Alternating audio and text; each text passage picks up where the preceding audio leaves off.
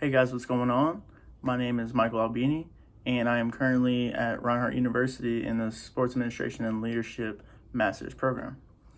And so today I wanted to talk about how COVID-19 has affected sports in a whole and how just normal day-to-day life as an athlete has completely changed. So, Corona, it spreads easily and it's everywhere. Many sports leagues have had to cancel their seasons, from pros all the way down to youth, and it's been really tough for people to figure out how to play still. And people like the NFL and the NBA and the MLB have began working on figuring out and having games again. This is a big thing because a world without sports isn't really a fun time at all. And even beyond that, people love sports besides watching it because it's just their passions and what they love. And so whenever we have to face the factor of trying to deal with Corona and not get sick but still playing the game you love, when there's a lot of contact or a lot of sharing of water bottles or the ball in the game, it can be very difficult. And it can kind of be related to conflict theory, which is trying to fix what's going on and figure out the issues that are in the sport. And nowadays, this is a huge issue. And so things that have happened are like the NBA has made the NBA bubble. That cost Disney paid $1 billion to fully fund the bubble. About $500 million goes to athletes, $300 million went to building the bubble and everything in it, and $200 million went to the owners. And so they had all the funds and they took every precaution they could to make sure all the players, coaches, and teams and staff were safe.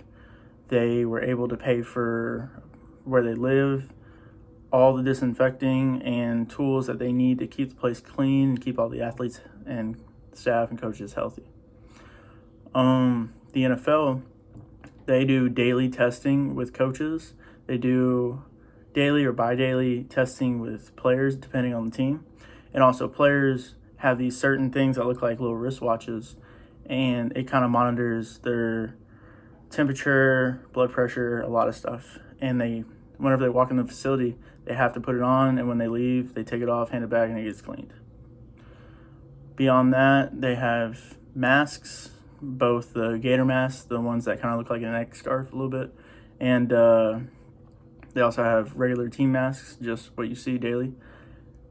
And watching Hard Knocks as well, the Rams built a new facility that is more open and is better ventilated for everybody to just be breathing, be safer while they're at the facility, including an outdoor weight room and a 100-yard turf field underneath the tent that's open on the sides as well. This can all be performed because they have the funds and they have the capabilities of doing so.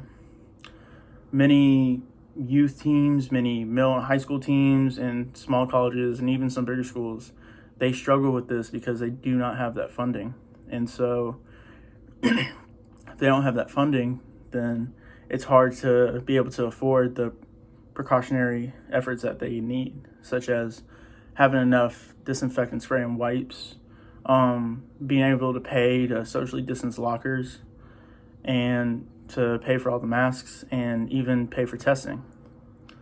I know at Reinhardt, it's been a little tougher for teams to get tested very often, but I know teams are being tested throughout different weeks.